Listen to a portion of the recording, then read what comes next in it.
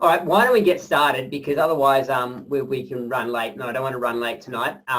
Tonight will be a little bit quicker, I think, which will be good because I have been a little bit long and I apologise for that. But hopefully I'm going to send out the web address because Damien and Kathleen were just telling me they had trouble logging in.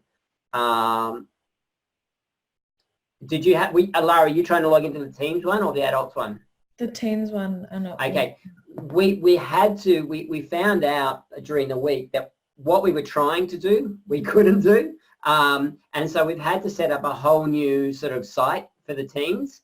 And so it's now completely standalone from the parents, all the same, well, all the teen stuff. So what I will do is I will send you through, new links that I do know work, and Kathleen and Damien have just tried them out. They do work. And then they will be the sites from here on. So you should be able to bookmark those. Hi, Liz. How you going? Hiya. Sorry to be late. Oh, I know. We were all just talking about that, but that's okay. Because you're in the UK, we'll let you go. I'm just joking. We won't really. So at least you're here. There's a couple of people that couldn't make it tonight, which is okay. Disappointing. Okay. So yeah, I'm just going to send you new links, both for the parents and for the teens, because now they're completely separate sites. It'll look exactly the same for you. They'll be exactly the same for you, but the yeah, just use those logins. You can bookmark them, use them. That should be it. It shouldn't change from here on. Are we okay with that? And in fact, what I might do is I might even send them to you right now so that you've got them, because we might even go have a look at them a little bit later.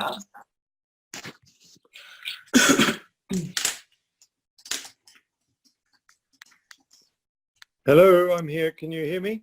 Hi, Richard. We can hear you, mate. Can't see you yet. Yeah, I'm not sure what happened. I'm actually using my phone because my computer is playing up at the moment. So. Oh, the old tech issues. We'll see how we go with that. No good. There we go. No good, the tech issues. Can you see me now? Yes, mate, I can. I was on a call earlier today. A guy in Sydney was interviewing me on his in his Facebook group of dads, and luckily I know him quite well, and we were supposed to meet at 4 o'clock, but he couldn't get it working. It took him half an hour of playing around to actually get it working, and then eventually we started. So I understand the tech issues. Now let me get into you guys. I need to learn to close my computer more often. It's just overloaded, I think. Yes, I'm not very good at that either. Okay. All right, so I'm going to send you, Richard, and Liz, I was just saying, we've had a couple of issues logging in. And so I'm sending you new links to the teens and to the parent sites. Yeah. I think the parents one will be the same. Yeah, when I went to the teens, it said I didn't have an email address or a registered address or something like that. So that might be what you've found. Yeah.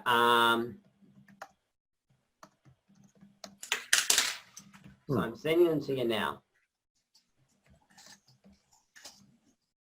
And you can see from the URLs which one's which. So I've just sent those to you. Okay, so they're going to be it. They're going to be the logins from here on. Just use those. You should be right. Let me just close the door. So yeah, if you've got any problems with that, let me know. What we've done is we've separated the teens from the parents' website, so they're now two completely different sites. So your kids can log in completely separately. They should work. Tonight we're going to talk about banking, which I know is an extremely exciting topic, and I know you're all really looking forward to talking about banking. But it can be. All the other kids. Let me just get a start here. So what I'd like to do we have any feedback from last week's task? Did anyone actually manage to get the task done or go through the tasks? No, am I asking for trouble by asking that? My comment was that got exhausted by the end of the Monday session, and then the week quickly sped up. And also we've got 3 teenagers we're wanting to train, and 2 of them have got assignments coming out their ears, and so trying to find a time to get everyone together has been tricky. And so we're actually triaging, which is where you decide between 3 options, and here is our number 1 option. Hi, number 1 option. So we're going to work on concentrating on it with James. Yeah. And then expanding to the other 2 when we get a chance. But that just is an excuse for not having done what we did meant to. Yeah, no, okay. And I understand the I did business. one. Sorry, Liz?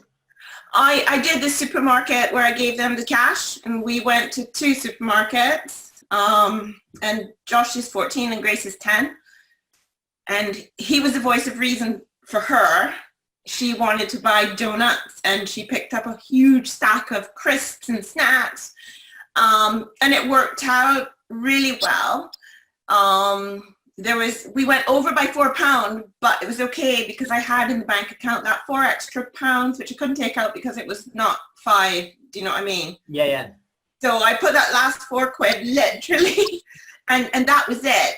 But the person who fell short that week or those days was me. They didn't get me my smoked salmon. They said that was a luxury. And then the coffee, they said that I'd got some left in a jar from France, and I needed to use that up, and I wasn't using it because I didn't like it. So I went without coffee this week. Oh. But yeah, it was really good. Oh, good. And was there anything specific that came out of it for the kids? They saw the point where they were shopping at the margin, if you know what I mean. Yeah. That if they wanted something that was expensive, they would have to tally everything up and determine whether they could have that or not. And what happened was the amount that we had literally only covered the basics, like what was on our meal plan and what we would need to get through those days. Yeah. There was something on there that I wanted as well, like some sort of flour. We'd run out and I wanted to replenish it, but that wasn't included in the budget. And then I reasoned, okay, well, I don't need to use it this week, so we'll get that next week. Yeah. So lots of discussions, and they totally enjoyed it. Fantastic. Thank you so much. That is so good to hear, because one of the things that I really want you guys to get out of this is just that it becomes easier talking to your kids about money the more we do it. And if they can learn that it's not going to be a lecture each time, that we can actually discuss it in a way that's interesting and relevant to them, then they will ultimately come back and ask you lots and lots of questions. Often people will say to me, well, Phil, it's easy for you. You're a financial advisor, et cetera, et cetera, et cetera. But nothing that I talk about with my kids is financial advisor-ish. It's all just common sense things that we tend to forget these days. And we just, I think in our heads as parents, we build it up that these discussions have to be complicated, and, we need to know important stuff, and we don't. It's just about talking to our kids about everyday stuff and giving them the opportunity to enjoy the discussion. So that's fantastic, Liz. Well done.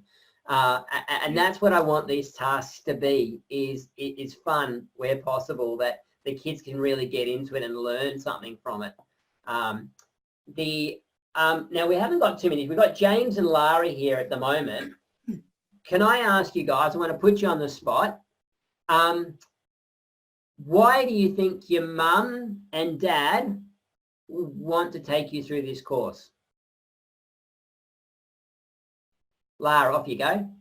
Your mum's unmuted you. To not get into traps that other family members have, I guess, and to put me on the right path, money-wise. And how do you feel about that? Don't know.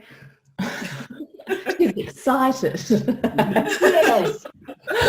Yeah. No, that's okay. That's okay. Do you understand that, I understand what you've just said there, but do you understand why your mum really wants you to know all this? Guess so. Yeah. We have a saying in our household, it's my job and my husband's job to teach them to not need us. So we keep on saying, we're not always going to bail you out, and we're trying to give you the freedom and the responsibility that you need at this stage. We're your safety net, but we're not always going to bail you out. So you need to learn to look after yourself. So we know we've done our job when you don't need us anymore, and then we can just be friends rather than bossy people telling them what to do. So this is just another one of those things that you won't need us going, can you really afford that? So that's our goal. Yeah. That is so good to hear, Jane.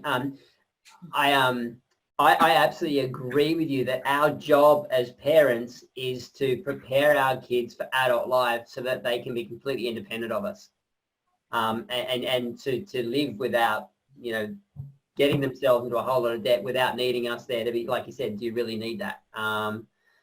That's exactly right. So well done. That's a fantastic thing to constantly say to your kids. That's really, really good. It'd be better if she'd said that. It would, but tell me, Lara, are you enjoying some of the tasks you're doing? Yeah. Like I got to eat the M&Ms. Yeah, excellent. And you'll get to eat the chocolate brownies as well? Yeah. We've roped some other friends into doing that testing with us. So Yeah, I think brilliant. we'll get a party out of that. Yeah, oh, good. No, that's the way to do it. That's very good. Fantastic. Now, is James there? James? Is he still around, Richard?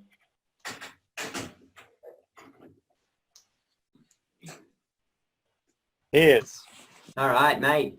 Hey, James, do you know why your dad's roped you into this?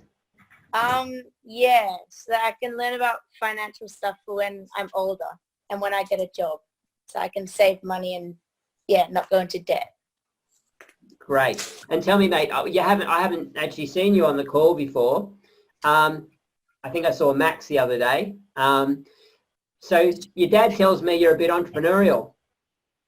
A little bit. I did like an entrepreneur course, but I haven't done much else. And how did that go? It was good. So I made like $110 profit over the 2-day course. That was just like testing out the product. So I only sold a few, but that's pretty good. Okay, well, if you can repeat that over and over and over again, you're doing pretty well for yourself. Yeah. Yeah. I was, I don't know if I think I've told you guys, I was at a conference earlier in the year. Sorry, James is going to come back to you. I was at a conference earlier in the year, and there was a guy there that was a financial coach, but he was talking on the topic of side hustles. So like having entrepreneurial stuff going on the side needs to be part of the discussion for our kids. They need to actually grow up to be entrepreneurial and have these side hustles, because the whole, model of we grow up, we get a job, and then we stay in that job forever just doesn't exist anymore. And in fact, our kids are unlikely to ever stay in one job for too long. What they need to have is a skill set that they can take from job to job to job. But he was saying that we need to have these side hustles. And this guy, very good financial coach, but he also started a business on YouTube, like doing YouTube videos, and he was just consistent with it. And 5 years later, he's now making $1,000 a day from his YouTube channel. He got $1,000 a day from a YouTube channel just because he was consistent with it. And there are so many ways that our kids can make money online and in different ways that were never ever there when as parents we were younger. So, we can't encourage you, James, mate, go down the entrepreneurial path if you're that way inclined, because it's fantastic. Good on you. Cool. It's excellent. But you need to learn to manage your money. It doesn't matter how much you earn, you need to learn to manage it. Now, good job, mate. Issy, can you hear me? Yes, I can hear you. Okay, why are your mum and dad putting you through this? Again? Yeah. Because you didn't get the first time? No. No, well, so I do learn, because I want to do my own business. I want to make sure I know how to be able to do all the stuff by myself without any struggles, and not needing to come back to them and go help. Yeah, yeah, fantastic. And that's a big one. You know, as parents, it's not that we care so much about helping. It's just we don't want you to have to come back to us. We'd rather you could do it under your own steam. Do you know what? Today, I was sitting with a lady in my office, and she was sitting there literally with her head in her hands pretty much the whole time because her finances were a complete mess. She had a lot of credit card debt. No one ever taught her how to manage money, and she could not see a way forward for herself. And it was affecting her mental health in terms of, you know, how she was, like her anxiety and depression and those sort of things. It was affecting so many aspects of her life. It wasn't funny. And as I sat there, I just realized, you know, this is where a lot of people are at in life right now because they never learned how to manage their money. They never learned how to actually take control of their finances, how to budget, put money aside to avoid consumer debt and those sorts of things. And then over the weekend, there was an article on the ABC website that was talking about the fact that Australia is the second most indebted nation in the world from a household debt perspective. So that means that only Switzerland is worse off than we are in terms of your average person's household debt. And what the article was saying, that was because of all this debt, it's changing the way that we live.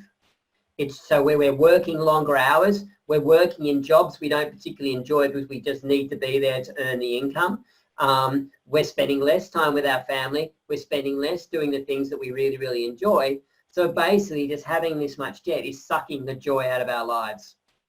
And as I read that article, I was thinking, this is terrible. I mean, I've known it for a long time. That's where we're at. But on the flip side of that is this doesn't have to be our kids. You know, the good thing is we can draw this line in the sand and say, right now, our kids are, they've got no debt, they've got a clean slate behind them, and if we give them the money skills going forward, they do not ever have to be in this sort of situation. So it starts with what we do here, parents and kids, if you're listening. It never, ever, ever has to be you if you just get off on the right start with the right model of how to manage your money under your belt. One of the things that I've only brushed over, but I want to take more time to think about it with you is if your kids don't have a budget and they're earning some sort of income, I would like to put some time aside to have a session with you where we're just looking at the budget. I know I've brushed over it and you've got access to Grandma's Jars and you've got access to the videos that talk about how to use Grandma's Jars. But what I would like to do in a future session is actually take you through my daughter Holly's budget and my daughter Hannah's budget. Holly is just, well, she's been doing it for like 12, 18 months now, but her budget is still very basic. And I just want to show you where we can get started and how we can, and how it's evolved. So if I look at Hannah, who's now been doing it for 3.5 years, what her budget's evolved to as she's taken on more responsibility and got that little bit older, so that you can see how you can actually get them started with something very simple and then just let it evolve as they evolve as young people. So that's really important. And as long as your kids are earning some sort of income and they have some sort of responsibilities for managing that income, then they really need to have a budget. Is that okay? And I don't care if you don't use Grandma's Jars, but I know that, I know, Jane, that you quite like YNAB, and if you want to be using YNAB with the girls and that's fine. The principles are exactly the same, but what I want to sort of share is then what expenses do we start with and how does that sort of grow from there? So yeah, with all the kids, I would like to sort of sit down and take you through that at some point. Has anyone got any questions or feedback on that? I've got a question.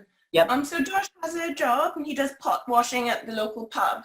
Yep. So he's earning about £25 per week, which, you know, he's doing it for years. So he has racked up a lot of cash. He doesn't spend a lot, but he will save it and then invest in something very expensive, like the Millennium Falcon, or he bought himself an iPad, and he bought himself computer games, Xbox. And once he overspent on a particular game, I think he spent £65. He did it on my computer, so Dad wouldn't know about it. And he still has cash sitting there, but he doesn't have an idea of what he wants to do with it. You know, it's just sat there. Yep. And I find this is a bit dangerous because that's not sustainable to buy all these huge, expensive toys because he can afford it. And I'm not quite sure how to address that with him. You said he was 14? Yeah. Okay. I mean, the fact that he's saving at the moment, I mean, it's not a bad thing that he's actually doing that. And he's able to build up and save for things.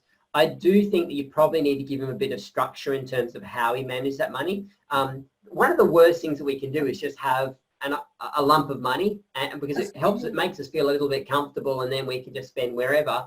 And that's not really how life's going to be once we start taking on more responsibility.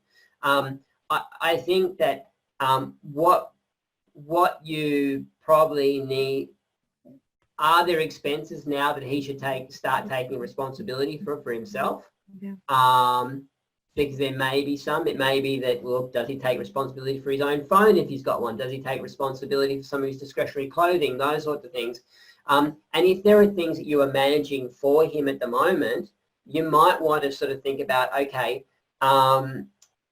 like, is it time for me to start whatever I spend on him on his clothes, whatever I spend on him on his entertainment? So like when he goes out with his mates, I mean, does he do a lot of that? Does he go to the movies with his friends or anything like that?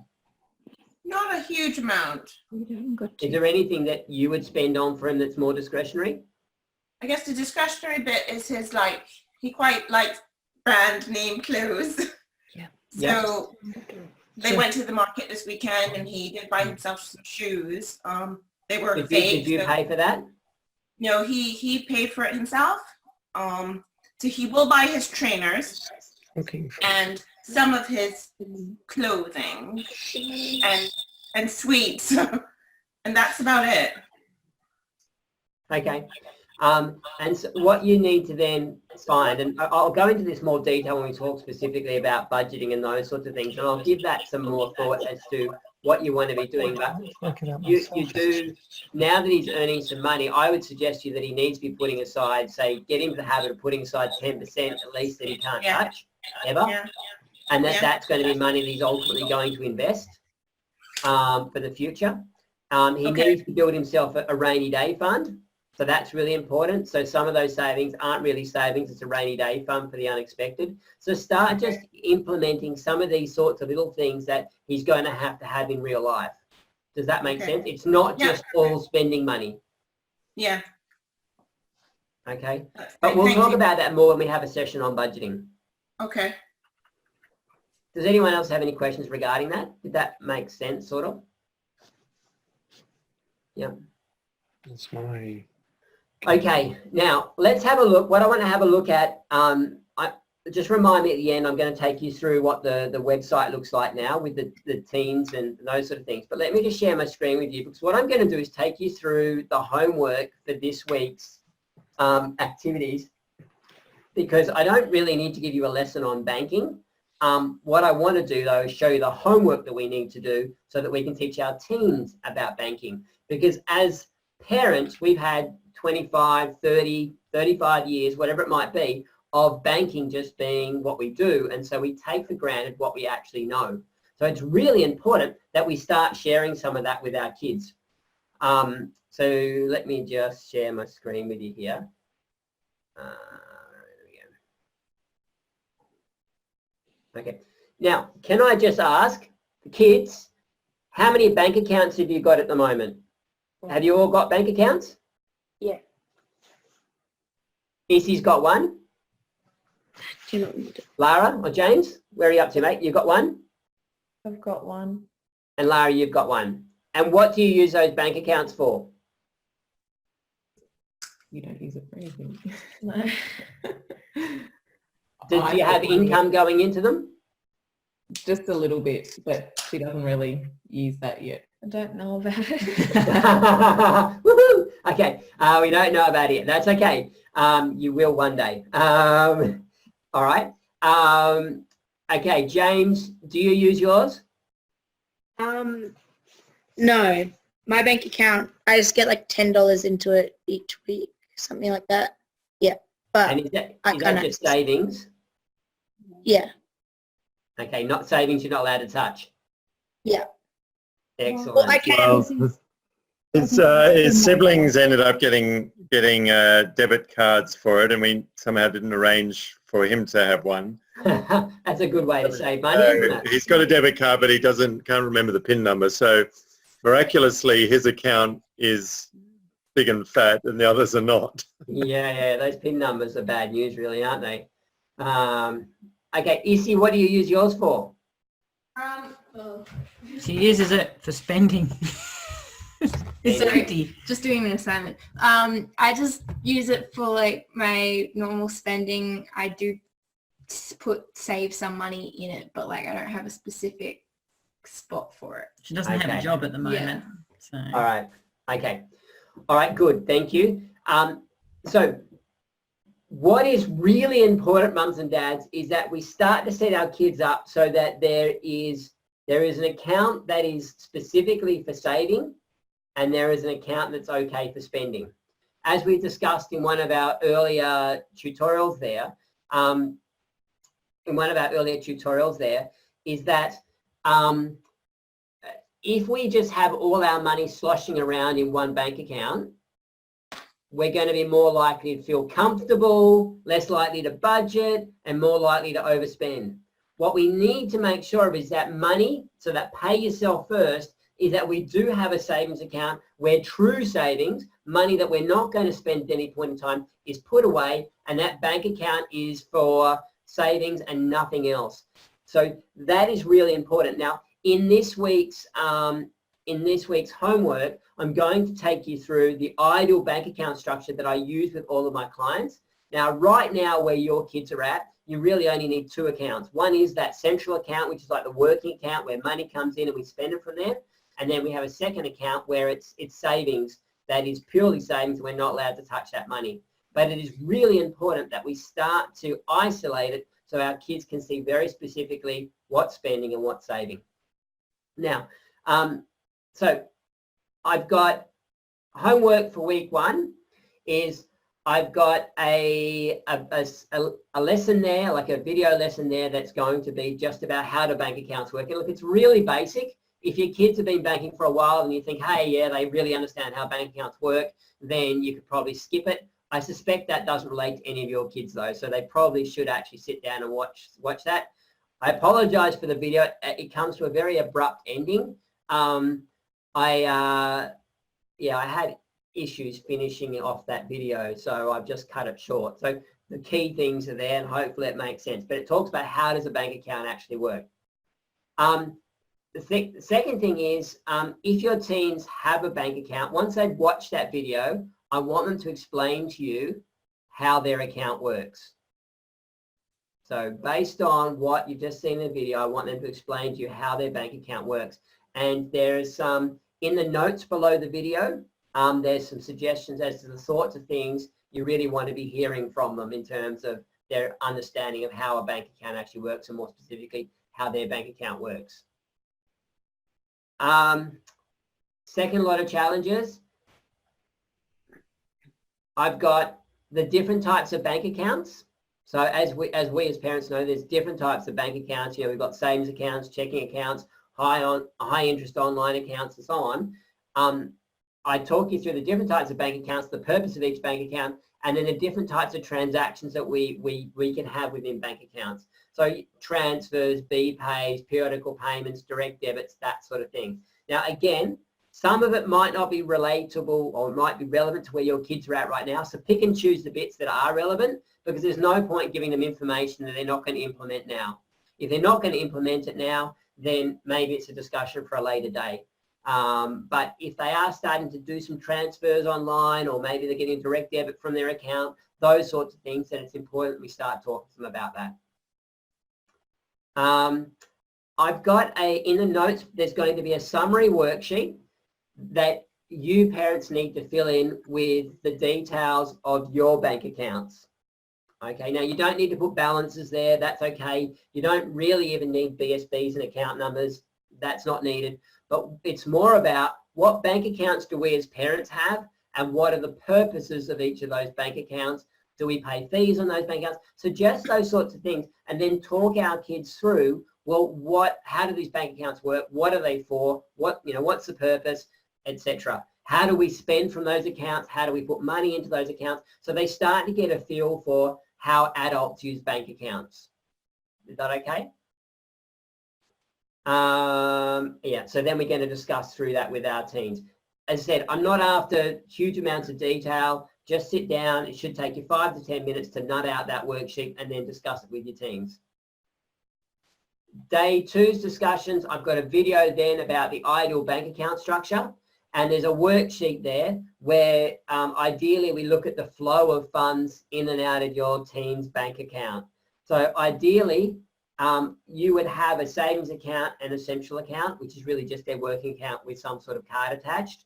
And then the savings account, which is where they've got money that they don't touch. So if your kids have a regular income, if they do, then you might want to sort of set that up, or if they've got pocket money coming into that account, how much is going up into savings, just map it out for them so visually they can look at it. If we need to, and it sounds like ideally it would be great if the kids could have some sort of online savings account that is earning 2%, better than nothing, earning a little bit of money. That would be ideal if we could set them up with something like that rather than just having it all sloshing around in one account, because it starts to give money purpose. So what is that money for? Well, that's our future savings. Ultimately, we want to invest that money and grow it from this point in time. This money here we can spend. Now, this is a really big one. Online banking. I was watching a couple of videos and reading a couple of articles today just on, different scams, identity theft, banking, that sort of thing.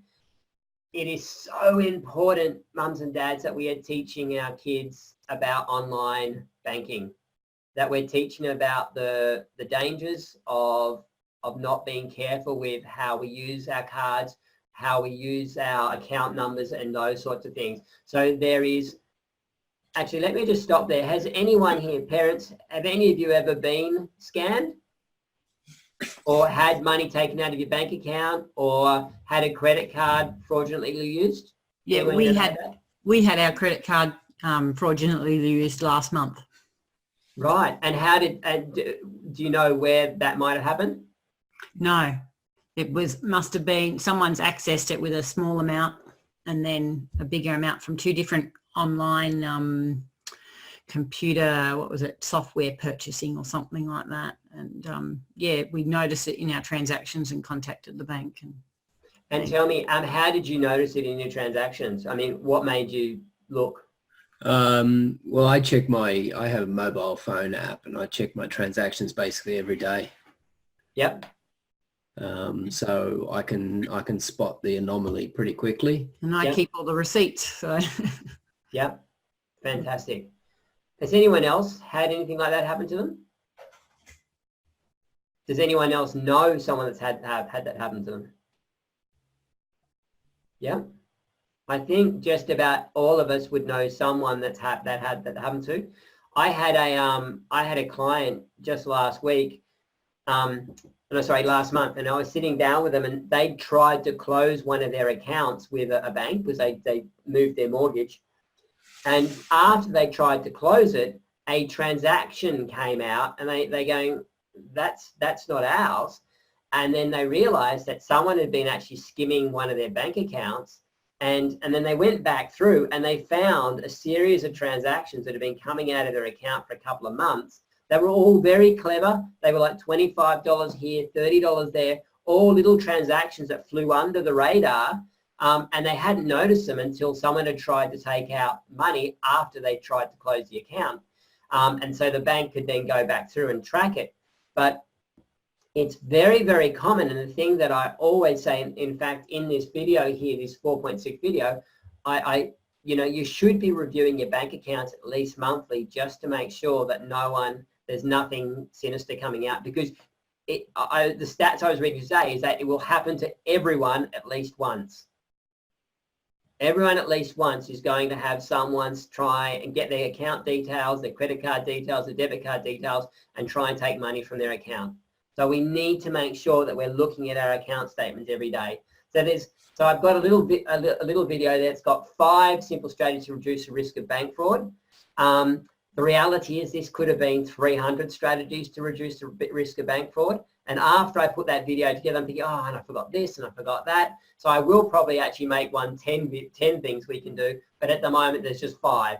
But it's important we're talking to our kids about it. The other thing, kids tend to be a little bit overconfident with the way that they use their card, and perhaps a little bit naive in the way they use their cards and those sorts of things. So it's really, really important that we emphasize with them the importance of keeping that information as private as possible, if that makes sense. Help your teams come up. Okay, sorry, before I go down, hands up here who's had a password that has their pet in it. Come on, own up. Surely someone's had that or something similar to that. No? Oh, Kylie. Yeah. Most people I know have passwords that either have their kids' names in it or their pets or maiden names or something like that. Really important that we go through a process here that is a process here of passwords that have capital letters, lowercase letters, symbols, and numbers. Every single one of your passwords should have a combination of those passwords that matter. And you should not use the same password for 2 important sites. It should be different every single one. Make sure you help your kids come up with strong passwords. The other thing that I'd really encourage you to do, and there's a risk in this, of course, but is get your kids sitting down, and it's particularly important for kids that are getting a bit older, and actually take them through the process of paying bills. So show them how to do it, get them to pay your bills with your money, get them to pay your bills with supervision. So they start to get a feel for the importance of getting the BSBs right, the account numbers right, the BPay details right, making sure that you're selecting the right place that it's going to, all those sorts of things.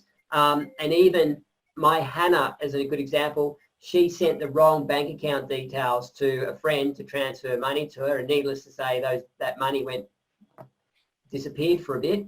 It was very stressful for her, but the importance of simple things like that, getting the BSBs, getting the account numbers right, that sort of thing. Liz, I'm not quite sure what you call them over there, but basically the bank and the branch and then the actual account number. I'd imagine you have 2 numbers with banking, do you? Yeah, a sort code, a 6-digit, Yep. and then the account number. Yeah, okay, the sort code. Yep, okay. So really important that we talk through that with the kids and we explain to them where those numbers come from and what they mean and why they're so important to keep, to use properly. Okay, so that's day 4, and then day 5 is the Kahoot quiz. Day 6 is the questions. Are you guys going through the curly questions? Has anyone been there? So Jane, you're saying yes?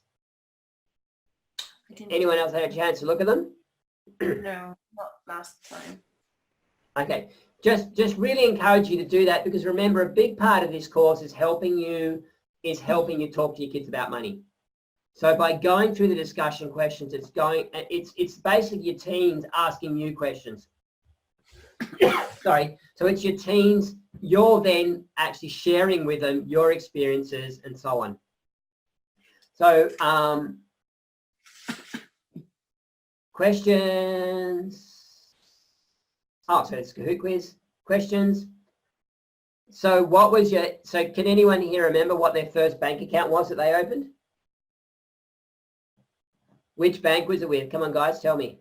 I still have my first one. Oh, do you? Yeah, I do. Right, it wasn't a Dolomites account, was it? Oh, no. So this was when I got my first job. Yeah, I went and opened my own, and it had to be with the NAB because that was a bakery that I worked for. Okay. We had to bank with. Yeah, so I still have it and still has my maiden name attached with my married name on there. So it's kind of funny. Yeah, fantastic. Oh, good. I Is that think- your little stash? Is that your little stash now? No, because it kind of morphed into, it's just an everyday account, like just one. Yeah. Oh, good on you. Fantastic. Well, is it a smaller number? Can't remember. It'd just be interesting to see because I mean, there's more and more accounts out there now, so the numbers have tended to get longer. Yeah, I don't know. I It's suppose because it's been with me forever, like it's 150 years old. yeah, right, okay. Oh, that's good, Jane. Excellent. NAB. So is the rest of your banking with NAB? Yeah, just has been over the years, so yeah. Okay, good one. And is that where Lara's account is? Yep. Yep. Excellent. No, that's good. That's typically the way it works. That's excellent. Okay, great. Damien. I think mine was a St. George account.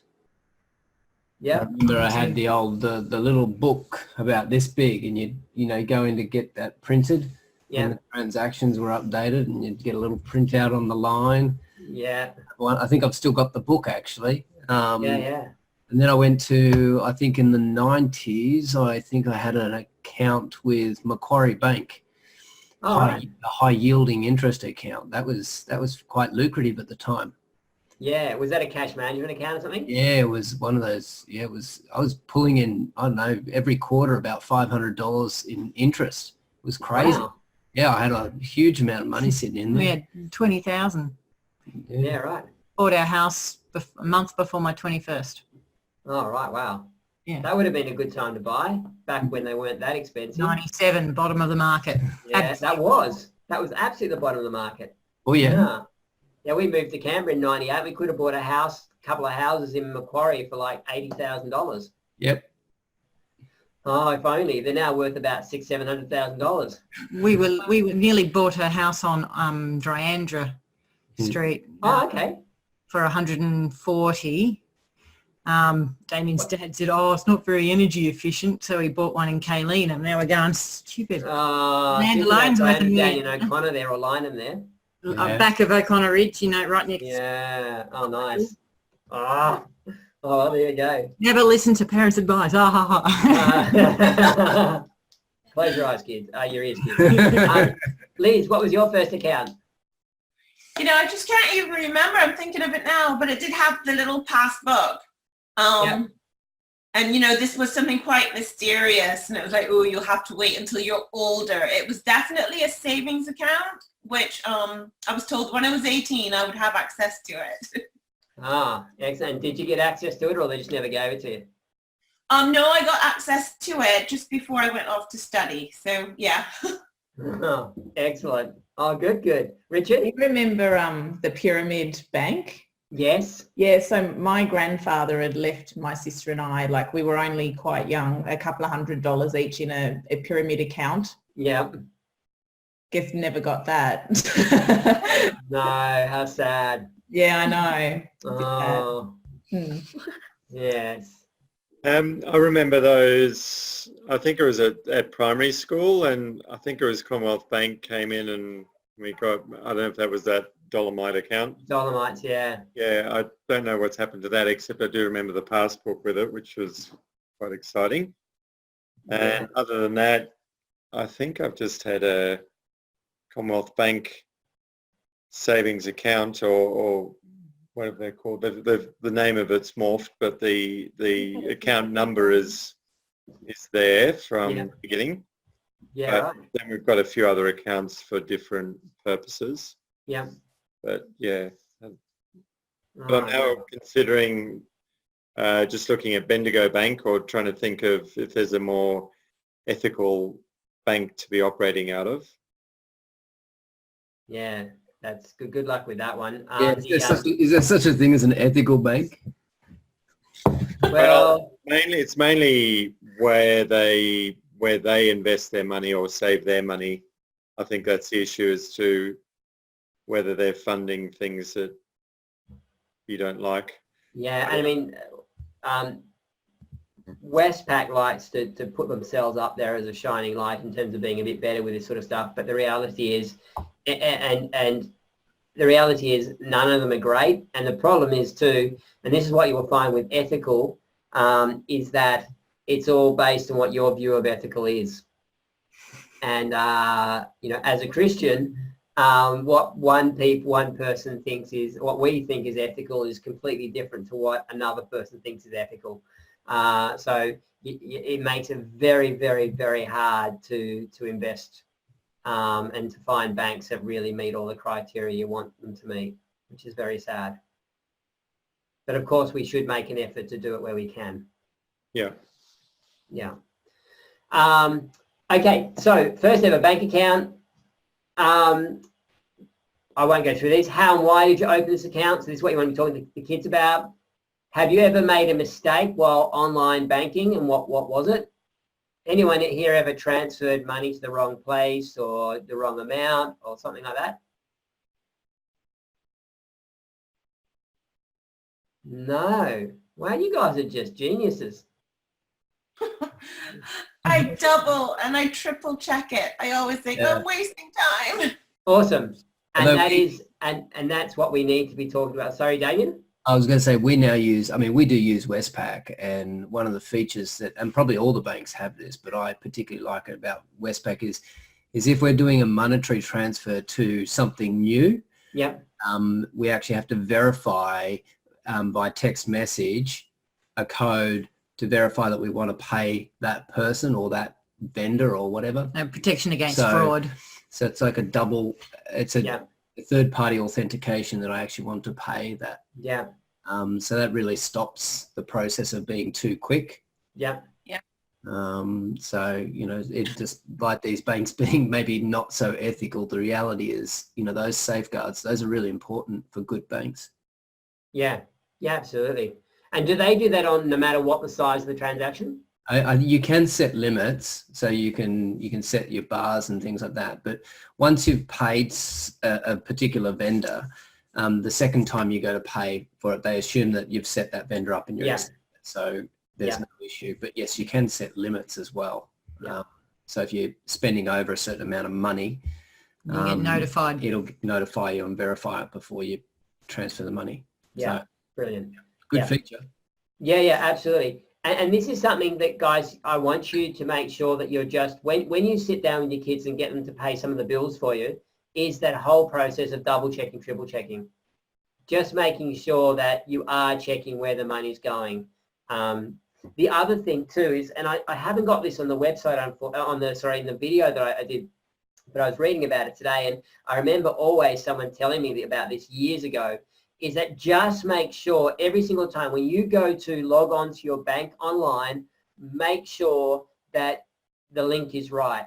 Because every single one of the major banks in Australia have had situations where they're dummy sites that have been set up with a slight variation in the URL to the bank. It looks exactly the same as the bank, where you can put your account details and your password in there, and then boom, all of a sudden some fraudster out there has your details and they can log straight into your bank account. So it is super, super, super important that you know that the sites you're going to every single time are actually the Commonwealth Bank, that you double check it. Does that URL look right?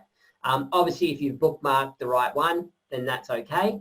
But you still just need to be double checking every single time you look for a bank. I have a I guess it's a site, a place called OnePass. Yep. That's where all my passwords are, and then I can actually launch my access to a banking website out of there. So it actually uses my password, and from there it just opens it up straight away. But it'll only be doing that in the correct site. Yeah, and that's a great idea, Richard. I use one. I think I don't know if it's the same one. Mine's called OnePassword, and that does exactly the same thing. And I certainly encourage. I was just chatting with Leanne about this today, that we really should encourage people to our kids to use those sorts of softwares, because it does just create a higher level of security over that. Okay.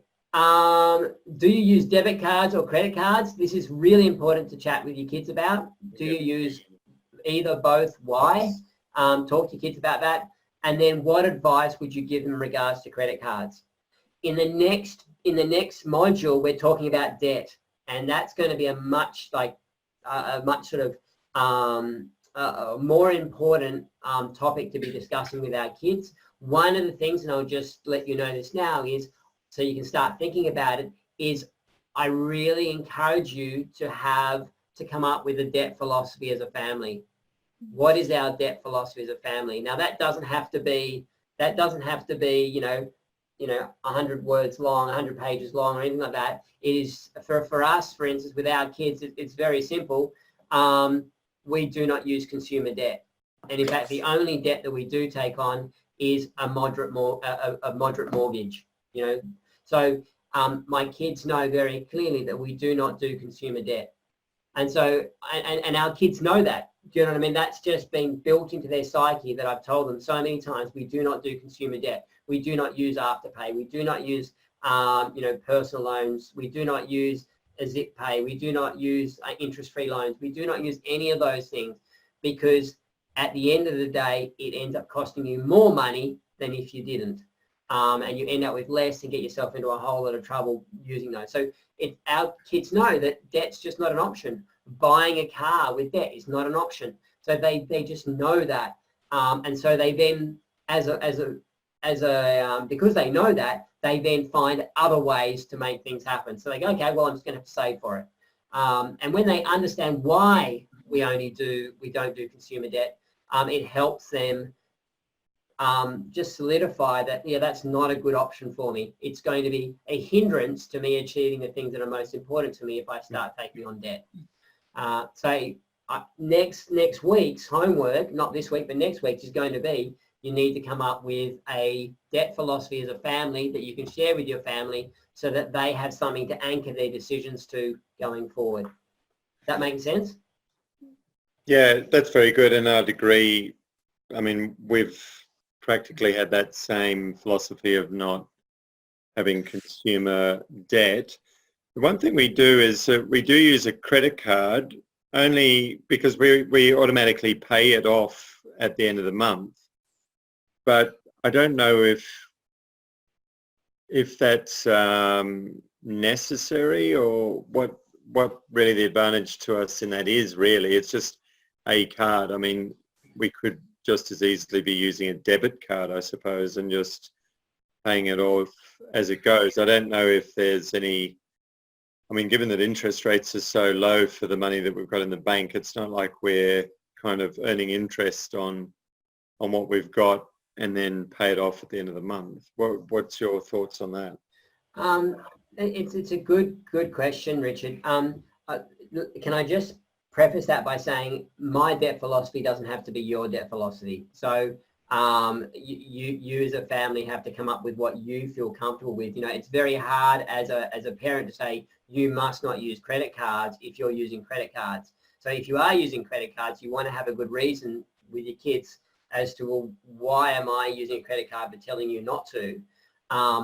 You've got to find that balance. Now, having said that, there is responsible use of credit cards, and then there's irresponsible use of credit cards.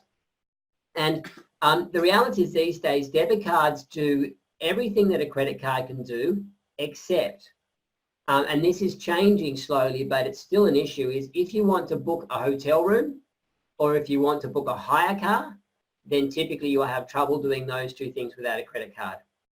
Because they think, well, there's obviously a precedence for it, that they're more likely to get the money out of you if you damage the car or damage the hotel room or scoff the minibar without telling them. They're more likely to get the money back from you than if they've got a debit card, which might have a zero balance on it. So that is the only reason. But my experience is with in my financial coaching is that credit cards really complicate your finances in a significant way. Yes, you might pay it off every month, but you still don't, because of the way credit cards operate, it's actually very hard to keep track of the balance. And then at the end of every month, when you're trying to finalize things, you've got to add this money back into the equation. And my experience is it's just better off if they take money that you've got. the other thing is I've seen so many times is that people always anticipate that they're going to pay off their credit card, and then something comes along. It's especially important for young ones, you know, that something comes along that they're not expecting, and it blows out their capacity to pay off the credit card this month. And then before you know it, they've started paying interest on it, and it all becomes a bit of a struggle. So my preference is that we just teach our kids to live without credit cards, and just go with debit cards. And if there's some reason that they need to book something, find another way to do it. Phil? Yep. We started using a credit card for the sheer fact that our bank account, our everyday spending account, was charging us transaction fees. And it was totaling like $8 to $15 a month just to access our money. So we ended up doing it over to a fee-free credit card, and we just pay it off each month. But, I mean, we stick to our budget anyway, so it's really a nil issue for us. But really, we use the credit card to avoid getting transaction fees on our bank account, because it used to be, you know, you'll get, you know, 5 or 6 free transactions, but if you go over that, it started just big pile up of transaction fees. So I use the credit card for most of our budgeting purchases and stuff, except when I do groceries at Aldi now, I use the FPOS, the savings or everyday account, because they charge a credit card transaction fee. So that's the only case where I'll use the savings or everyday account. Yeah. And that's what we use our credit card for, but we use it in our budget, and we pay it off every few weeks. So we make sure it's the regular spending. And in your instance, Kathleen, you guys are really good with money, and I think you're all good with money from what I understand, but your average person isn't. Yeah. And your average teen probably isn't. So this is where I think it's important that you share with your kids why you would use a card, but then you either are going to have to teach them how to manage it really, really, really well, because it's so easy for it to get the better of you, or you're just going to say to them, hey guys, you know, you really don't need one.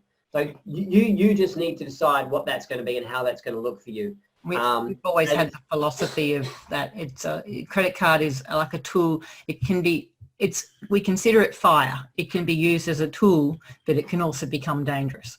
Yeah.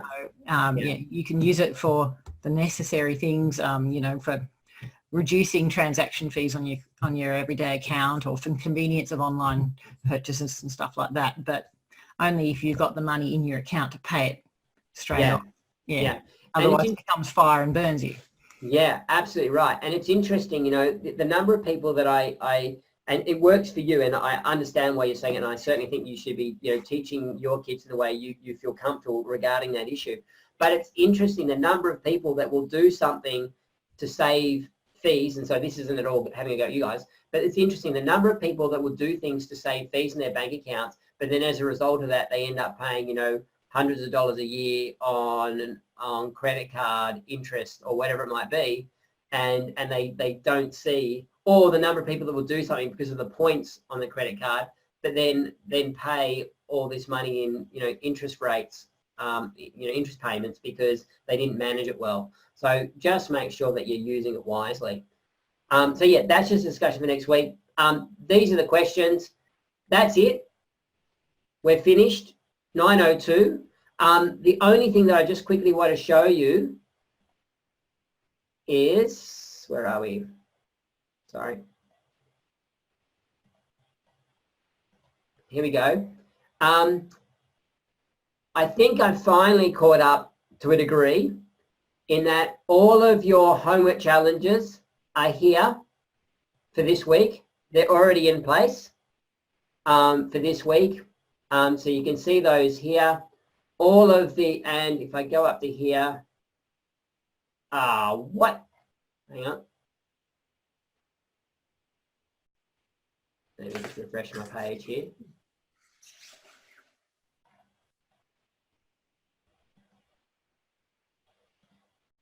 There we go. So all of the summary of the homework's here, all the worksheets are here. All the teens videos for week 4 are there. You should be able to access all of those. I've sent you through the access code, so that you should be able to get onto those pretty easily. So Issy, Lara and James, you should be able to get onto the teens thing using the links that I've sent you. All of the homework tasks are there. Please try and get into them. If you've got any questions or you're stuck, please pop them into the Facebook group or send me an email.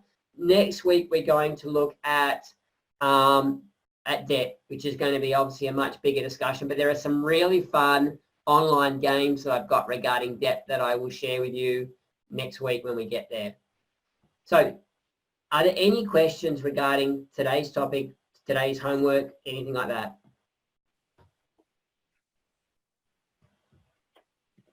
Well, that's good. I'm just figuring out then, should the teens be going into that site themselves and doing the homework from within there? Is that? Oh, well, the homework's supposed to be done with you, ideally done with you.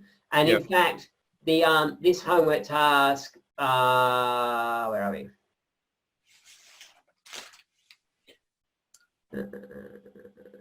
This one here, we've got your bank account summary worksheet. That's you parents need to fill that in, and then you need to talk through that with your kids. So that's really more of a job for you than the kids to talk through that.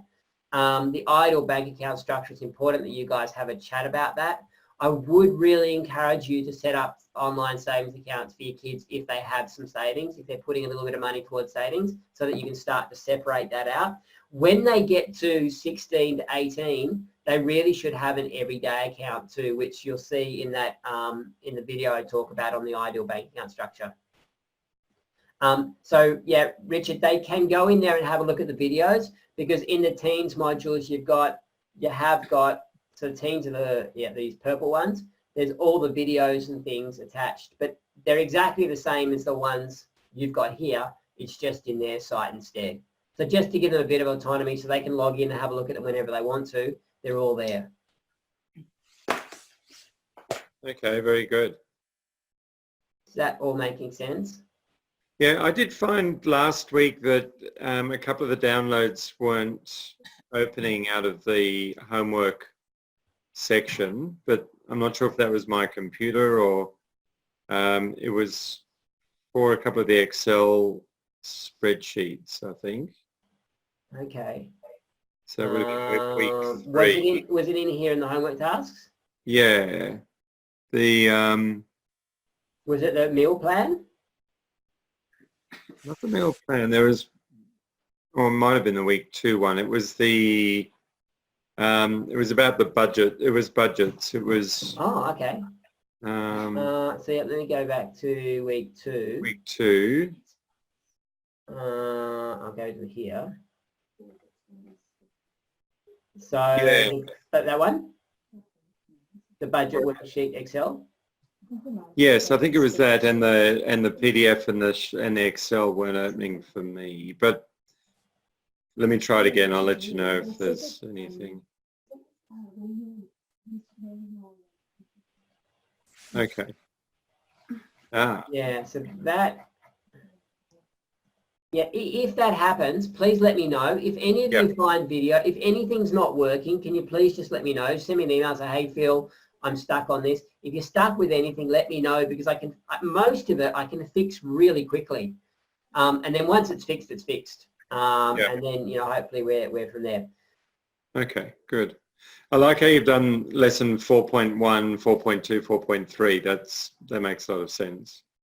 Yeah, thank you. I'm trying to make it as user-friendly as possible. I was speaking to James, who couldn't make it tonight, and also to Mal. And one of the things that I want you guys to sort of really understand with this is that I'm going to keep evolving this, and this is always going to be there for you. Like, now that you've got access to it, you're always going to have access to it. And if you need to come back to it at a later stage when things are more age appropriate for your teens, there will be different things in here that are more age appropriate. You can come back to it and you can discuss it with them at that point.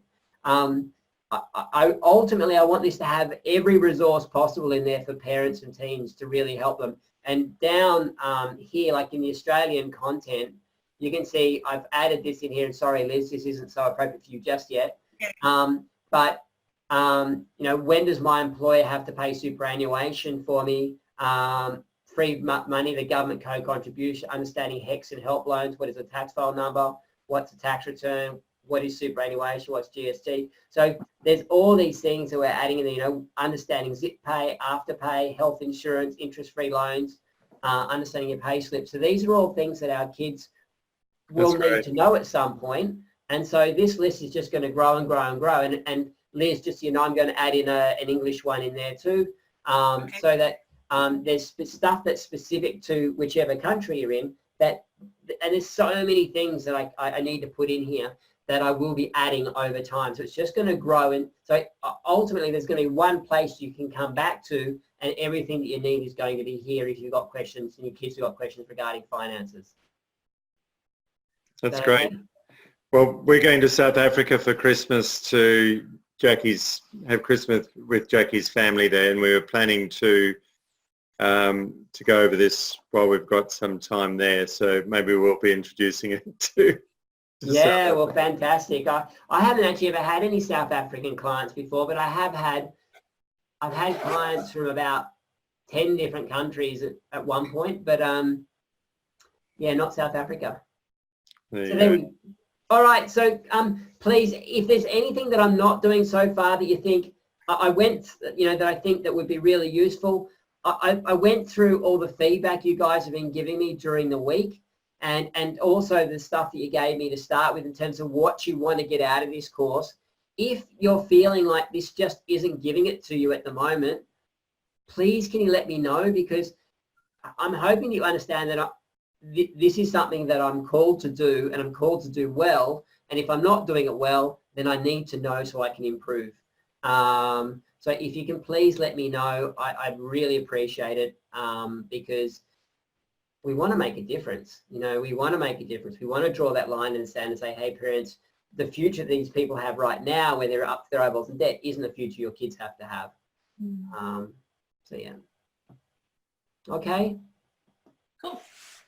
All right. Well, there we go. That's not too bad. 9:10, much better than That's previously. Next week we'll aim for 9 o'clock. See how we go.